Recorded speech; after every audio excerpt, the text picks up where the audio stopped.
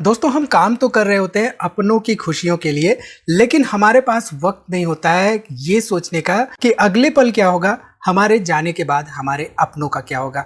आजकल बहुत सारी घटनाएं ऐसी हो रही हैं कि जिम में वर्कआउट करते करते या थोड़ी बहुत हंसी मजाक करते करते कार्डियक अरेस्ट आ रहा है कुछ केसेस में, और अगले ही पल देखते ही देखते उनके अपने उनको खो दे रहे हैं। क्या आप जानते हैं कि अगर एक राइट टाइम पर एक सही टर्म इंश्योरेंस लेकर हम छोड़ दें तो हमारे ना रहने पर भी हमारे अपनों पर फाइनेंशियल बर्डन नहीं आएगी। इस वीडियो में हम जानेंगे टर्म इंश्योरेंस क्या होता है, टर्म इंश्योरेंस के बेनिफिट्स क्या है और टर्म इंश्योरेंस हमारे लिए जरूरी क्यों होता है, कैसे हम अपने लिए टर्म इंश्योरेंस चूज कर सकते हैं। तो वीडियो को यहाँ पे पूरा देखिए और टर्म इंश्योरेंस के बारे में कुछ नया सीखिए।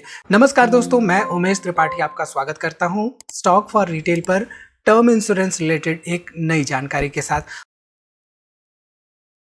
तो यहाँ पर बेसिकली जब भी टर्म इंश्योरेंस की बात आती है तो हमें ये समझना चाहिए कि जो टर्म इंश्योरेंस है वो एक तरह का इंश्योरेंस है जो कि फाइनेंशियल सिक्योरिटी प्रोवाइड करता है हमारी फैमिली को या नॉमिनी को, एंड ये एक सर्टेन प्रीमियम को पे करके एक सर्टेन टर्म के लिए लिया जाता है। यानी फॉर एग्जांपल मान लीजिए मिस्टर ए हैं, मिस्टर ए ने 1 करोड़ का टर्म इंश्योरेंस पॉलिसी ले रखा है और उसका टर्म यानी कि टेन्योर जो है वो 30 साल का है। तो अगले 30 साल के दौरान अगर मिस्टर ए को कुछ हो जाता है तो ये जो सम इंश्योर्ड है 1 करोड़ का, ये सम इंश्योर्ड इनके नॉमिनी या इनके फैमिली मेंबर्स को मिल जाएगा। अब यहाँ पे ये 1 करोड़ का टर्म इंश्योरेंस लेने के लिए मिस्टर ए को एक सर्टेन प्रीमियम पे करना होगा इंश्योरर कंपनी को। ठीक है, तो यहाँ पर कुछ सर्टेन बेनिफिट्स होते हैं टर्म इंश्योरेंस के जिनके बारे में हमें जानना चाहिए जब भी हम टर्म इंश्योरेंस प्लान्स को एक्सप्लोर कर रहे होते हैं। सो टर्म इंश्योरेंस जैसा कि हमने देखा ये फाइनेंशियल सिक्योरिटी प्रोवाइड करता है हमारी फैमिली मेंबर्स को। साथ ही साथ टर्म इंश्योरेंस लेने पर हमारे पास ऑप्शन रहता है टैक्स डिडक्शन फैसिलिटी को अवेल करने का। अंडर सेक्शन 80C हम टैक्स बेनिफिट्स अवेल कर सकते हैं। इसके साथ ही साथ जितना अर्ली हम टर्म इंश्योरेंस प्लान लेते हैं अपने लाइफ में उतना प्रीमियम कम होता है, अफोर्डेबल प्रीमियम हमें मिलता है टर्म इंश्योरेंस प्लान्स पर। और इसके साथ ही साथ online term insurance plans opt करने पर, जैसे कि पॉलिसी बाजार की वेबसाइट है, वहां से अगर टर्म इंश्योरेंस प्लान्स हम ऑप्ट करते हैं तो 15% के आसपास कुछ सर्टेन टर्म इंश्योरेंस प्लान्स में डिस्काउंट भी मिलता है। ठीक है, अब यहाँ पे एक एग्जांपल से समझते हैं कि टर्म इंश्योरेंस प्लान कैसे काम करता है। सो बेसिकली मान लीजिए यहाँ पे प्रणव जी हैं, प्रणव जी का एज 30 इयर्स का है और ये एक नॉन स्मोकर है। अब इन्होंने एक टर्म इंश्योरेंस प्लान चूज किया है जो कि 1 करोड़ का टर्म इंश्योरेंस प्लान है और नेक्स्ट 30 इयर्स के लिए, यानी कि उसका जो टर्म है टेन्योर है वो 30 इयर्स है और उसका जो सम इंश्योर्ड है वो 1 करोड़ है। अब 30 to 60 इयर्स, क्योंकि उनकी एज 30 इयर्स की है तो अप टू 60 इयर्स तक उनको यहाँ पे प्रीमियम्स पे करने होंगे उस टर्म इंश्योरेंस प्लान के बेनिफिट्स को अवेल करने के लिए। अब मान लीजिए 60 इयर्स के पहले ही उनकी अनफॉर्चुनेटली डिमाइस हो जाती है, तो ऐसे केस में क्या होता है, जो उस पर्टिकुलर टर्म इंश्योरेंस की नॉमिनी है, उनकी वाइफ इस केस में है, उनको वो 1 करोड़ रुपए का अमाउंट एक बार में मिल जाएगा। तो यहाँ पे हमें ये समझना होता है कि जो टर्म इंश्योरेंस प्लान होते हैं, खास तौर पे प्योर टर्म इंश्योरेंस प्लान, क्योंकि टर्म इंश्योरेंस प्लान भी कई तरह के हो सकते हैं, इनमें pure term life insurance plan में क्या होता है कि जिसने टर्म इंश्योरेंस प्लान लिया होता है अगर उसकी डिमाइस हो जाती है तो ऐसे केस में नॉमिनी को पूरा का पूरा सम इंश्योर्ड जो है वो एक ही बार में मिल जाता है। ठीक है, सो यहाँ पे बेसिकली प्रणव जी की जो वाइफ है वो अमाउंट को क्लेम करने के बाद अपनी एग्जिस्टिंग लाइफस्टाइल को मेंटेन कर सकती है। तो यहाँ से हमें ये समझ में आ रहा है कि बेसिकली जो टर्म इंश्योरेंस प्लान्स होते हैं उनका मकसद होता है कि इन अनफॉर्चुनेट केस अगर हम नहीं रहे तो ऐसे केस में जो हमारे अपनों की लाइफस्टाइल थी हमारे रहने के साथ, वो हमारे ना रहने पर भी उसी तरह की लाइफस्टाइल मेंटेन कर सके, वो सर्टेन इंश्योरेंस अमाउंट को अवेल करके। ठीक है, अब यहाँ पे कुछ इंपॉर्टेंट टर्म्स होते हैं टर्म इंश्योरेंस के, उन इंपॉर्टेंट टर्म्स के बारे में हमें जानना चाहिए जब भी हम टर्म इंश्योरेंस प्लान बाई करने का डिसीजन ले रहे हो। तो यहाँ पे पॉलिसी होल्डर कौन होता है? पॉलिसी होल्डर वो होता है जो कि पॉलिसी को बाई करता है। जैसे फॉर एग्जांपल यहाँ पे प्रणव ने पॉलिसी को बाई किया था, तो प्रणव यहाँ पे पॉलिसी होल्डर थे। ठीक, इसके साथ ही साथ नॉमिनी कौन होता है? नॉमिनी वो पर्सन होता है जिसको कि पॉलिसी होल्डर अपॉइंट करता है कि उसके एब्सेंस में सम इंश्योर्ड उस नॉमिनी को मिलेगा। तो यहाँ पे प्रणव जी की वाइफ जो है वो नॉमिनी है, एग्जाम्पल में जिस एग्जाम्पल को हमने लिया था। ठीक है, इसके साथ ही साथ लाइफ एश्योर्ड, ये लाइफ एश्योर्ड का मतलब है जिस पर्सन ने वो टर्म इंश्योरेंस पॉलिसी ले रखी है, ये वही पर्सन है जो कि उस टर्म इंश्योरेंस पॉलिसी के तहत कवर्ड है। ठीक है, इसके साथ ही साथ पॉलिसी टर्म का मतलब होता है वो टेन्योर, यानी कि इस केस में प्रणव जी के केस में टेन्योर जो है यहाँ पे 30 इयर्स का है, राइट। तो 30 इयर्स के दौरान अगर कुछ अनफॉर्चुनेट इंसिडेंट हो जाता है तो ऐसे केस में यहाँ पे बेनिफिट्स कवर्ड रहेंगे। ठीक, इसके साथ ही साथ एक इंपॉर्टेंट टर्म इंश्योरेंस का टर्म होता है राइडर्स। बहुत तरह के राइडर्स आते हैं जिनको कि एड ऑन्स की तरह हम अपने टर्म इंश्योरेंस प्लान में ऐड कर सकते हैं कुछ सर्टेन एक्स्ट्रा प्रीमियम्स को पे करते हुए। तो यहाँ पे सर्टेन राइडर्स होते हैं, राइडर्स का मतलब होता है extra add ons on the top of the term insurance policy जो भी हम ऑप्ट कर रहे हैं। इसके साथ ही साथ डेथ बेनिफिट का मतलब होता है जो प्योर टर्म इंश्योरेंस प्लान्स होते हैं बेसिकली उनमें डेथ बेनिफिट मिलता है। अगर मान लीजिए कि प्रणव जी ने 30 साल की एज पे टर्म इंश्योरेंस पॉलिसी बाई तो किया, लेकिन वो 61 ईयर्स की एज पे भी अभी भी हैं, मतलब उनकी डेथ नहीं हुई है, तो ऐसे केस में कोई भी बेनिफिट नहीं मिलेगा एक प्योर टर्म इंश्योरेंस प्लान में। तो ये बात भी हमें समझ में आनी चाहिए जब भी हम टर्म इंश्योरेंस प्लान ऑप्ट कर रहे हो। ठीक है, इसके साथ ही साथ प्रीमियम्स, जैसा कि हमने देखा, प्रीमियम्स वो अमाउंट होता है जो कि मंथली या yearly term insurance plan buyer को पे करना होता है इंश्योरर को। इसके साथ ही साथ मैच्योरिटी बेनिफिट। अब यहाँ पे आप सोच रहे होंगे कि भाई प्रणव जी तो 61 के एज पे पहुंच गए थे लेकिन उनको आपने पिछले एग्जाम्पल में बताया कि बेनिफिट्स नहीं मिले। तो ये होता है pure term life insurance plans में।